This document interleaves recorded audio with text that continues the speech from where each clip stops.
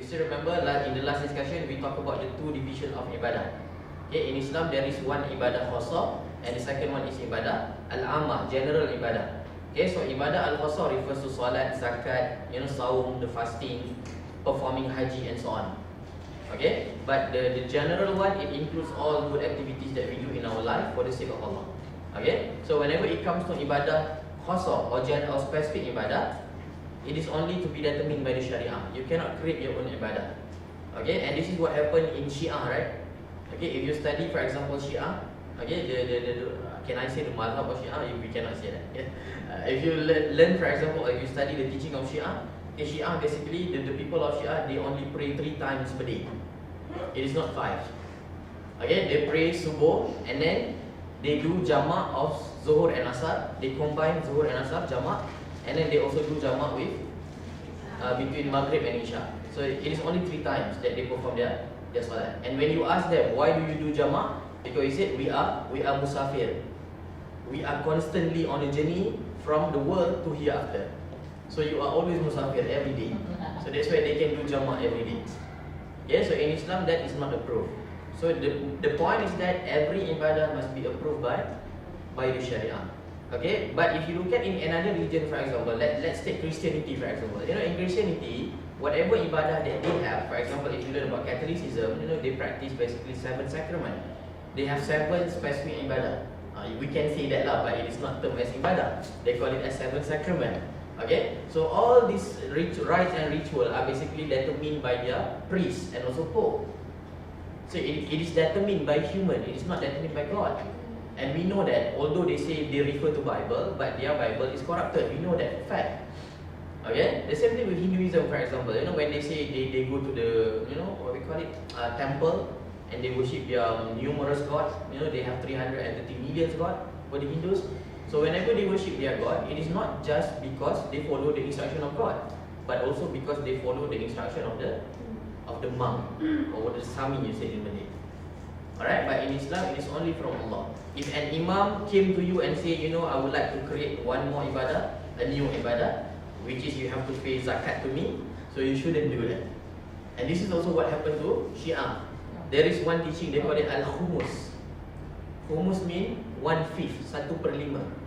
So for every member of Shia, 1/5 of your income should go to your imam. Okay, this is like the payment of zakat. Alright, okay. And the second characteristic of ibadah in Islam is what we call direct link with Allah. So whenever we do ibadah in Islam, we always do ibadah directly to Allah. When we do solat, we do not need any middleman. Okay, we do solat directly to Allah. Whenever we have committed any sin, we perform solat, taubat, and we ask forgiveness directly from Allah. But if you visit another religion, for example the Christianity, remember we used to speak about indulgence. Okay, we spoke about liberalism last week, and I talked about the letter of indulgence. So whenever one particular Christian, did something wrong, did a sin, for example, so this Christian has to go to the church and do confession. Okay, and after that, do confession to the priest and then get the letter of indulgence, and inshallah the sin will be forgiven by God. I cannot even use the word inshallah. Okay, alright. Okay, and the sin will be forgiven. So everything must be with the middleman. So they need middleman to be between them and God. But in Islam, we do salat and we ask forgiveness from Allah directly. The same thing with Hinduism, for example. Whenever you ask the Hindu, when you go to the temple, do you actually worship those statues? They said no. We are not worshipping those statues, but these statues are actually the middleman, or they call it the mediator between them and their God. And without this middleman, without this intermediary, they cannot reach their God. Okay? Alright. And the third characteristic of Islam, of ibadah in Islam, is what we call non-confinement to specific place. Solat, for example, can be done anywhere and everywhere. It is not necessarily done in masjid or musalla. You can do your solat in the office. Yeah, you can do your solat, for example, in where? On the field, on the road even, but make sure the road is empty. Okay. Alright. And then you can do it anywhere, but except for Umrah and Haji. Umrah and Haji cannot be done in Subang Jaya, for example. It must be done in Makkah. Okay, because of different hukum. We will talk about it when we speak about fiqh later on. Yeah, alright. But for the other religion, yeah, the Christianity, for example, they cannot do their rites and ritual unless they are inside the church. Yeah, the what we call it, the Hindus, for example, cannot worship their god unless they are inside the temple, or they have a small shrine inside their own houses. If they don't have it, then they cannot do the worship. Alright, and number 4, embarrassing totality of life. Okay, in Islam, our ibadah includes everything. When we do solat, for example, solat requires our tongue. We need to recite Fatihah, for example. Solat also requires the movement of our limb. For example, when we do rukuk, we do sujud, we do takbiratul ihram and so on. And also, solat needs our heart, the khusyuk, the presence of the heart. That's why in Malay we call it perhatian. The word hati is there. We call it berhati-hati. When you drive, be careful, berhati-hati. We don't call it bermata-mata, although you drive using mata. We don't call it bertangan-tangan, although you drive using tangan. But the hati must be there. Yeah, your heart must be there. Alright. And the last one is free from hardship. You know, the principle of ibadah in Islam, all ibadah can be done by human. There is no such things, people say that, oh, I cannot do solat. And that's why in Islam we have the term rukhsah. Okay, let's say for example, someone who is sick, you cannot stand up, then you are allowed to perform solat while you are sitting down. If you cannot do it by sitting down, you can do it by lying down. If you still cannot do it, then you can just do solat with your eyes. If you still cannot do it, you can still do solat by your heart, Prophet said. But if you still cannot do it, Prophet said what? You are already dead. Because only that person cannot use heart. Yeah? Alright. So it all can be done. Yeah, Allah mentioned in the Quran, La yukallifullahu nafsan illa wus'aha. Allah will never give you something as a responsibility unless Allah know you can do it. Yeah? Alright. So basically, the ibadah in Islam as compared to another religion is totally different. Okay, that's the point that we want to give. Alright. If you visit, for example, Hinduism, they have many other ibadah. They have many other rites and rituals. Okay, which sometimes sound very, very impossible. You know, there is one community in Hinduism. I forgot what they call themselves. But these people, they believe that they can always reach God. You know, the Hindus, they always want to achieve moksha. You learn this in your school, correct? I hope so. Okay? They always want to achieve moksha. Moksha means when they reach the state of they are close or they are united with God. Yeah?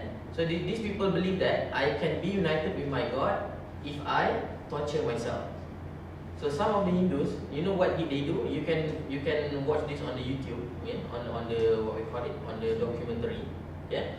So these people, they actually stare at the sun.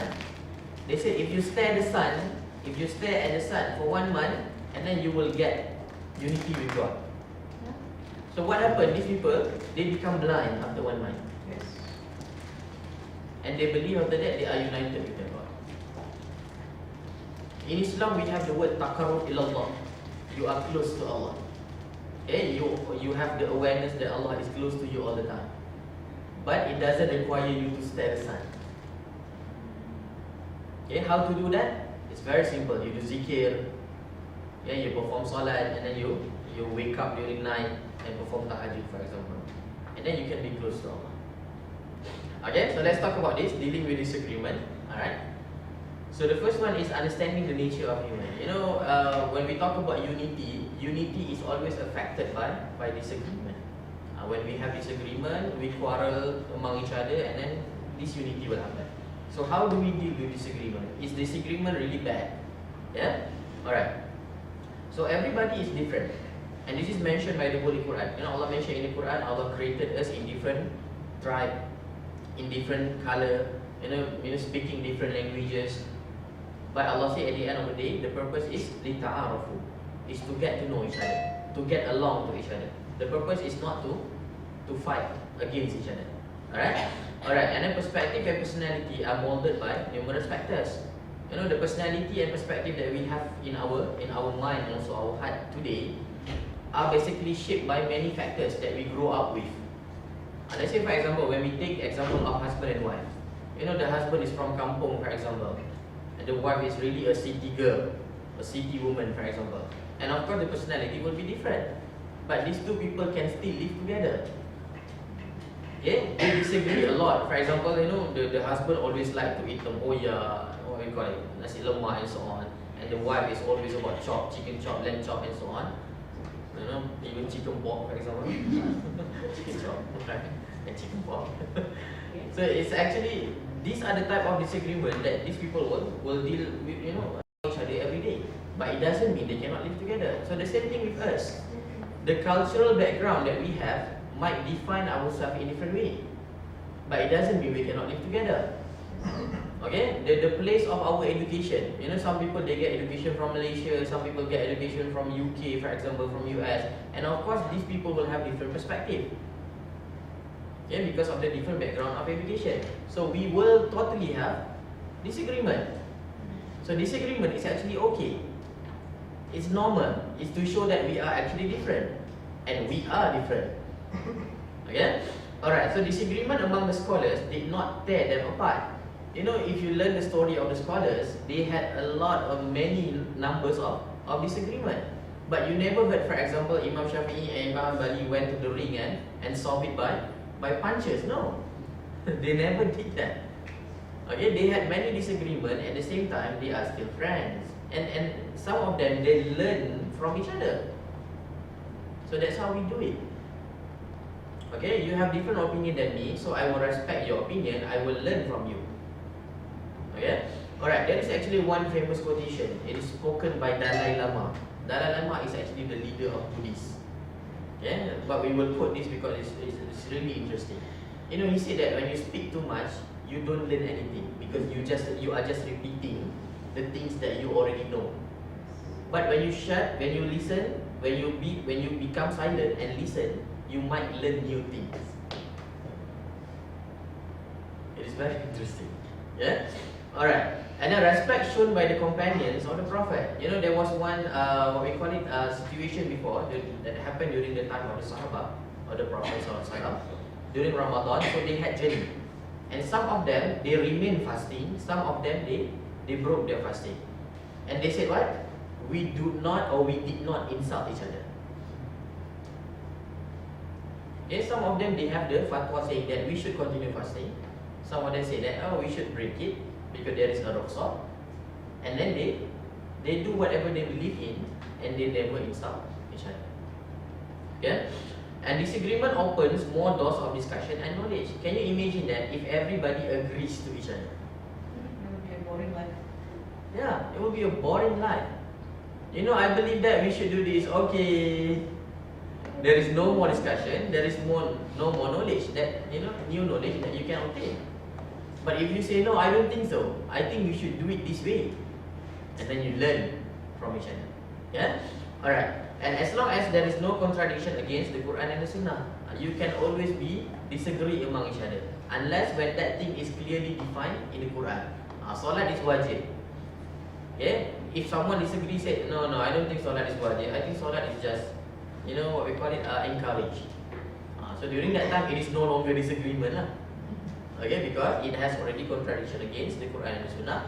And as long as we share similar intention, then disagreement is okay. Remember, at the end of the day, we are Muslim, we are the slave of Allah, and the intention of our life is only to seek the blessing of Allah. So it doesn't matter what kind of opinion you have, as long as there is no contradiction, as long as you do it for the sake of getting blessing from Allah. So there is no problem. Yeah? Alright. So unity during the time of the Prophet. Actually, I wrote this on my Facebook wall like 2 months ago. Yeah, you can read this on my Facebook if you like it, but I just pasted it just now. Yeah. So unity is a form of blessing, rahmat of Allah to the ummah. The early generation of Muslims were blessed by this blessing, which has led them to a number of victories and remarkable achievements. The following are the reasons why they are able to obtain this blessing, which serve as precondition for us today to earn it as well. So unity is something that you earn, and what we call it, Sunnatullah, the law of Allah says that if you want to earn something, you must do something first. So these are the things that we should do, because these are the things that the early generation has done, and they got the unity. Okay. So number one, the source of reference was one, the Holy Quran. So that's why it is very simple in Islam. Allah say in the Quran, فَإِن تَنَازَعْتُمْ فِي شَيْءٍ فَرُدُّوهُ إِلَى اللَّهِ وَالرَّسُولِ. Allah say when you have argument on something, then always return to Quran and Sunnah. It's very simple. Yeah?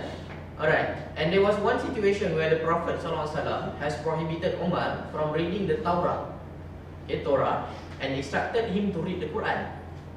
Why? Because one source defined one vision and mission of life, and the Ummah is united by them.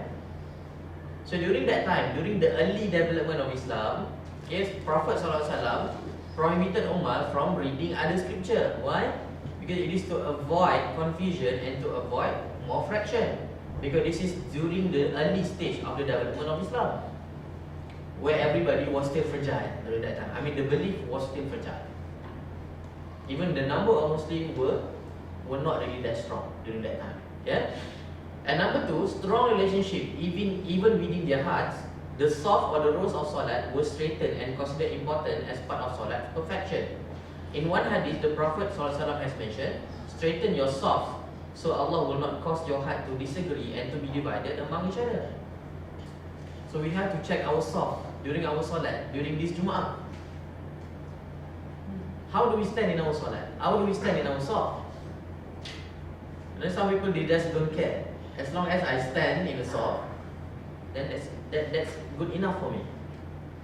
Prophet said no, you must straighten your soft, because if not, then Allah will divide your hearts. Yeah. Alright. And then number three, characteristic of Sahaba. They work together and support each other for good cause. So are we supporting each other? Or are we condemning each other? So these are the things that we need to do muhasabah on. Yeah? And number four, the issue of public interest. Public interest was made priority than individual interest. You must not be selfish. You must not be egoistic. Yeah? And number five is da'wah. Give good advice to each other. So do we have that culture of giving good advice?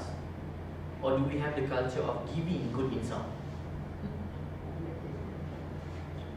Yeah? And then we need to revise. Yeah? To be united is not to be unified. It's two different terms. Yeah? With one understanding and opinion. It's okay to be different in opinion, but the inability to cope with different opinion usually cause division and fraction. It's okay to have different opinion. Ustaz A have A opinion. Ustaz B has B opinion. It's okay. It doesn't mean they are not good friends. Okay?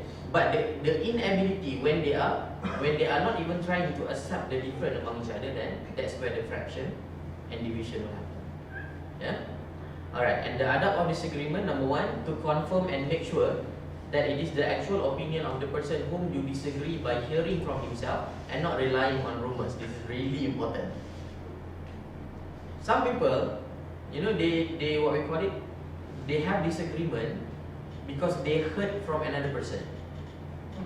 There is person A and B and person C told person B, person A said this.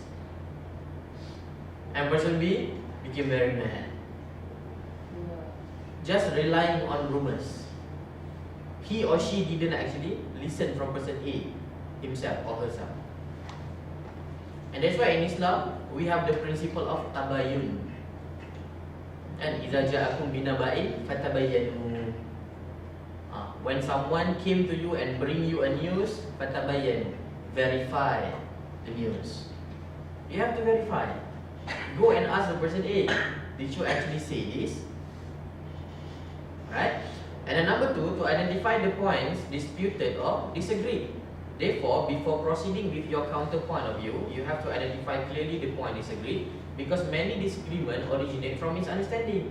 Sometimes person A talks in chicken language, person B talks in duck language, and they become misunderstand to each from each other, and then they start to debate. Actually, the things that they debate is not even the same thing in the first place. It's It's not even the same thing. So how can you debate on different things? You must debate on similar thing but different opinion. Understand what I mean? So normally disagreement happen or originate from misunderstanding. Just like the way, last week I mentioned about this. People ask me question, what is the relationship between science and religion? So you have to define religion properly. What kind of religion you talk about? If you talk about Christianity, then Christianity always have problem with science. This is proven even in history. But if you talk about Islam, Islam has no problem with science. So disagreement will never happen when you define something properly. So make sure you are talking on the same page using the same language. Yeah?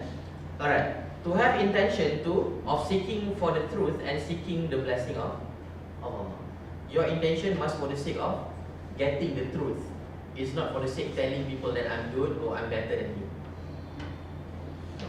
The purpose is always to find the truth and to get the blessing from Allah. Number 4, to assume that the person of different opinion also has good intention. Sometimes what happens to us, we have pre-assumption.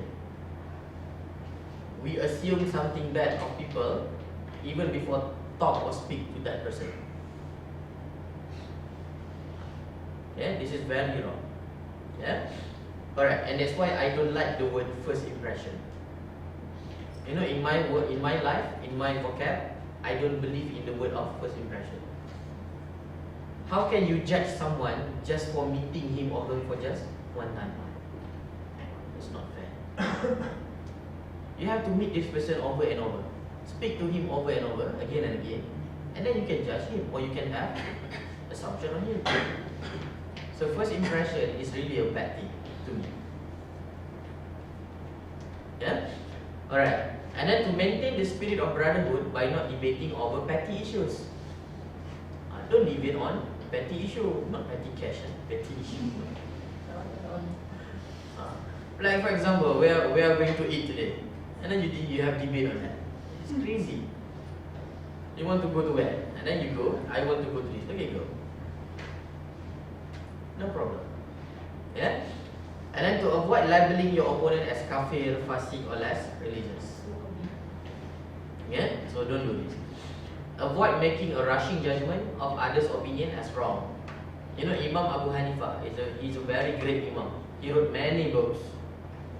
And there is one statement from him, he said, what? My opinion is right with the possibility of being wrong. Your opinion is wrong with the possibility of being right. So let's be friends. And he is an imam, a very well renowned and respected scholar. Yeah? Alright, to postpone or to stop the discussion if it may lead to fraction. So if you are having a discussion and it's really tensing up, so stop it. Postpone. Let's meet again later when everybody is cool.